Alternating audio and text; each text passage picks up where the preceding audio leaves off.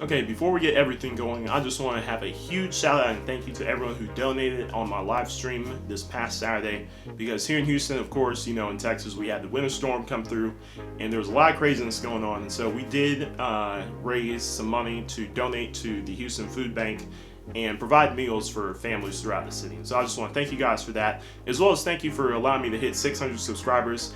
It looks like we'll be able to hit 1,000 sometime around April or May, but I just want to thank you again for that growth, and let's go. So I've got the 10 best weight training exercises you should be doing as a sprinter coming up next. Hey, what is going on, y'all? Welcome back to MJPTV, where we put track and field first. I'm MJP, and let's get right into the content.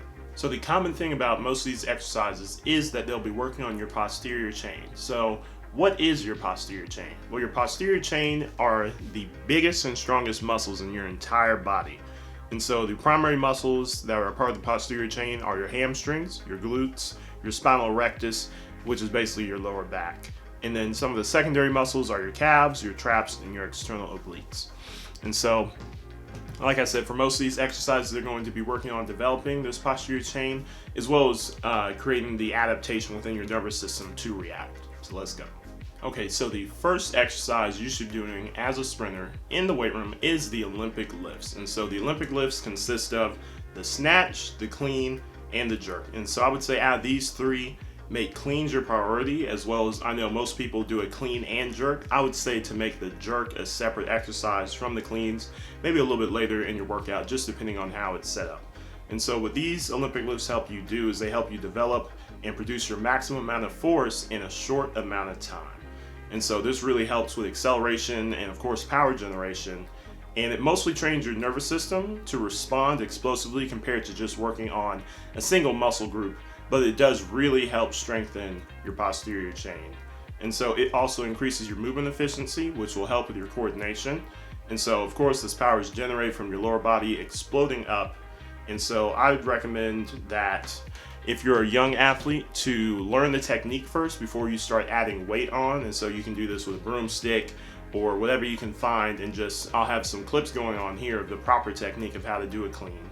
And so this will help you prevent injury, because this is more of an advanced technique that you would probably do a little bit later once you've gained some strength, you know, from doing your push-ups and things like that. But this is a great exercise to help with your explosiveness and acceleration. Okay, coming in at number 2, we have the father of all lifts, and this is probably the most important exercise you should be doing, which is the squat. And so what does a squat help with? So the squat helps increase strength throughout your entire body. It's similar to the clean, where it isn't focused on just one part, but I would say it does help your glutes the most. And so it does also improve your circulation and joint health, and prevents injury, improves flexibility, and strengthens your core. And so, like I said, the main muscles used are the glutes, your quads, and your adductors. And so the squat is a great exercise that I feel like beginners can do. And so this isn't as much of an advanced lift. And so I would say also to make sure you protect yourself by wearing a squat belt when you're going down, or having a spotter, because there are a lot of lower back injuries you can do. And form is also another major important thing with the squat lift. And so having improper form can result in back injuries or contusions. And so just make sure, like the power clean, you hammer in the technique.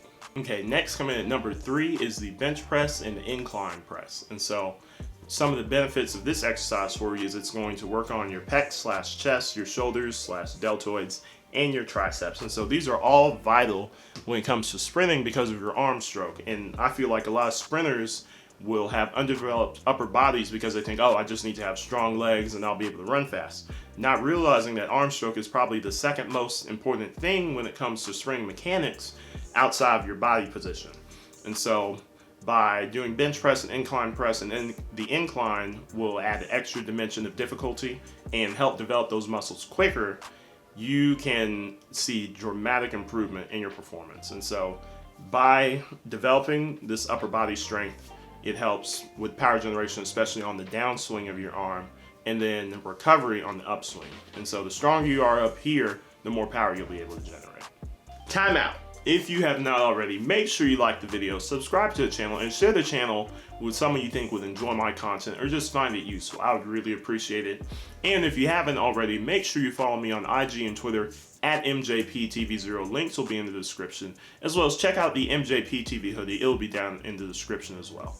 And so if you're a new subscriber, make sure to comment below if you are, and I always love engaging with you guys, and I'll be sure to give you a shout out. And for the question of today is, what is your favorite weight room exercise that you do? I would say if I had to pick one, it would definitely be the power clean. Just that feeling of getting that bar and pushing your elbows through, nothing like it. It's bar none my favorite. But let's get back to the content. Okay, coming at number 4, we have barbell step-ups, and this is one of my personal favorite exercises that I've done. And so what barbell step-ups help you improve are your overall stability and knee drive, and for the knee drive, it's just a slight variation. And so in order to maximize the effectiveness of this lift, you'll need a strong core. And so barbell step-ups, the setup is very similar to a squat. You know, you have the bar on your back, and then you'll have a box or a stool of some kind. And what most people will do is just step up with both legs, but what you want to do as a sprinter is to step up and then drive the opposite knee up to practice balancing on one leg and developing that strength, because that's what you do while you're sprinting. You don't sprint with 2 legs on the ground at the same time. And so this helps improve that, as well as, you know, your hip flexor and adductor, driving that knee forward just by adding an extra element to this lift. And so this one isn't as complex. You will need good balance, but this will also help, you know, with your triple extension somewhat, where you'll just have to balance on one leg and drive the knee forward. Okay, next, coming in at number 5, we have hanging abs. And so these are some great abdominal and core exercises because of the isolation you can get. And so what hanging abs normally do is they help develop your lower abs. And so this is often an undeveloped part of most people's core, but it does work your entire abs. And so weaker athletes may tend to rely on their hip flexors for some of the exercises that I'm going to list, and so which can limit their effectiveness. And so one thing you want to do is just make sure when you have that mind-muscle connection and think about, okay, what am I really trying to use here? And so to build up to some of these exercises, if you're not comfortable or strong enough, you can just do some other core exercises. But some of the ones you can do for hanging abs are hanging L holds, knee raises, toes to the bar, side crunches, single leg knee raises, hanging leg raises, and screwdrivers. And I just found out about screwdrivers a little while ago, and they are a great exercise. You don't even need a bar to do them. And so, like I said, make sure you're just getting that full range of motion, and with that mind-muscle connection, you'll really be targeting your lower abs, which will help your stability. Okay, next, coming in at number 6, we have the chin-up and pull-up. And these are really good posterior chain exercises, especially for the upper part of your posterior chain.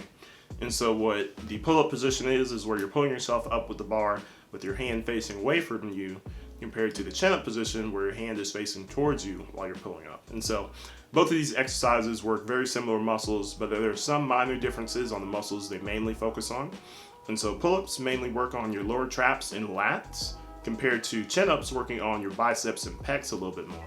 And so I really like this exercise for younger athletes because it isn't as advanced as, say, some of the cleans or the jerks. And, you know, it's something that you can do at a young age and isn't too taxing, and there isn't a whole lot of risk of injury. So say you don't have access to a bench press, you could still do some pull-up exercises to compensate for that. And so, like I said before, with the bench press, this really helps with your downstroke and your arm swing and producing the maximum power needed for top end speed and acceleration. Okay, next, coming in at number 7, we have the standing dumbbell shoulder press. I went with the standing variation compared to the others just because of the versatility and range of motion it allows you. And so with the standing dumbbell shoulder press, it can also be turned into a push press when fatigued, just by using some explosiveness from your lower body to get those dumbbells up over your head.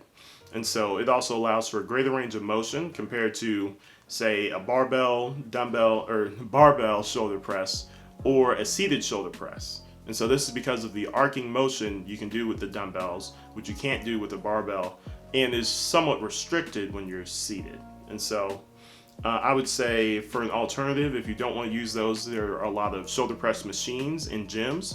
And so this is another safe, simpler exercise that a lot of younger athletes can do, and you can scale it up with weight depending on how strong you are. It's not super restrictive, and it really helps also increase your range of motion in your shoulder, which you need when using your arms for arm swing.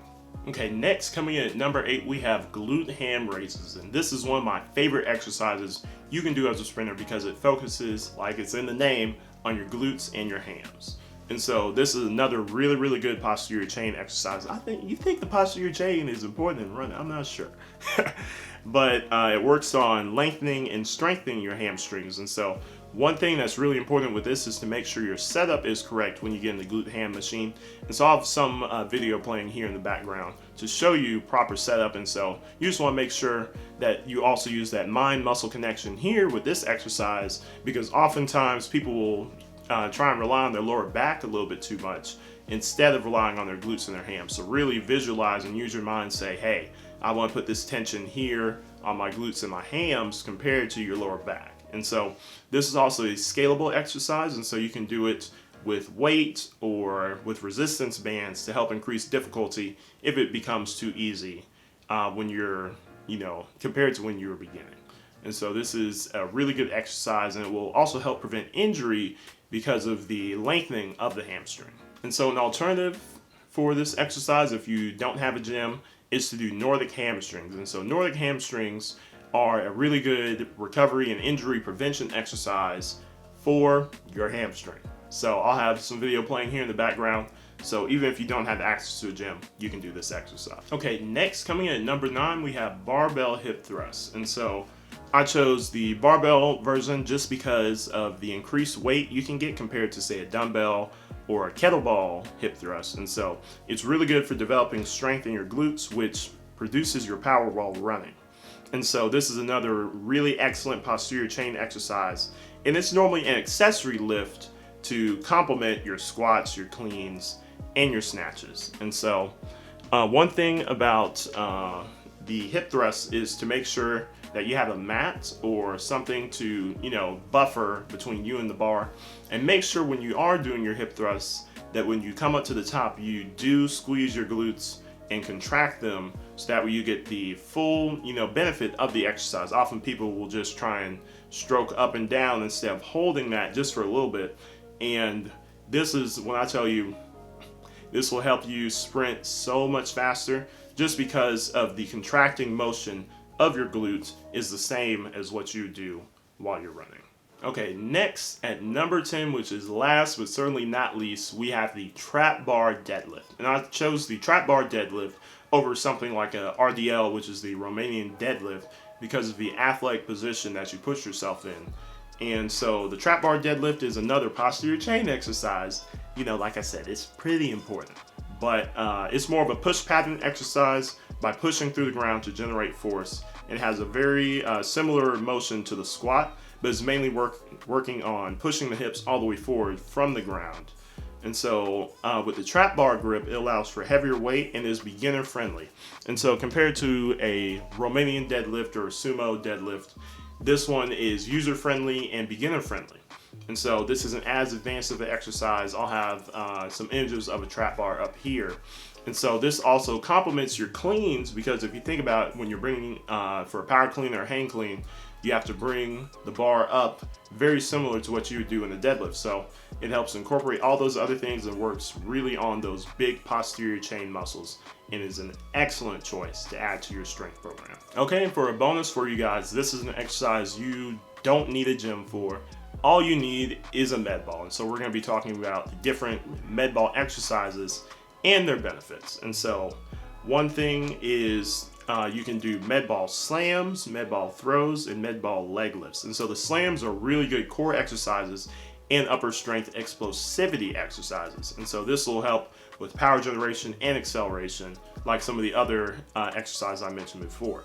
In med ball throws, this is really good. You could do one where you're laying on your back, and this is one we did in college, where you grab it and you just try and throw it as far as possible, which is, it adds another dimension to just a regular med ball slam. And also you can do the side to side slams, which really help with your obliques and your muscles here on the side of your posterior chain, along with leg lifts, which is a really great core exercise where it's just in between your legs like you do with a normal leg lift, and bring it up as far as you can and back down. And so I will have a link to a good med ball down in the description below for you guys. And this is a really good alternative if, like I said, you don't have a gym or you can't afford to go to a gym. this is a great alternative. Okay, and those are my 10 best weight room exercises you can do as a sprinter. These are going to be great for you to add into your weight routine if you're already lifting, or this will be a great base for you if you're a beginning lifter. And so there's a mix of some advanced techniques that you can build up to and some beginner techniques as well. And so I think these will be a really good foundation for you guys moving forward and to help advance in your career in running. And so I hope you found these helpful. If you did, make sure to like, share, and subscribe. And I just want to thank you again for clicking on my video. Y'all take care. God bless.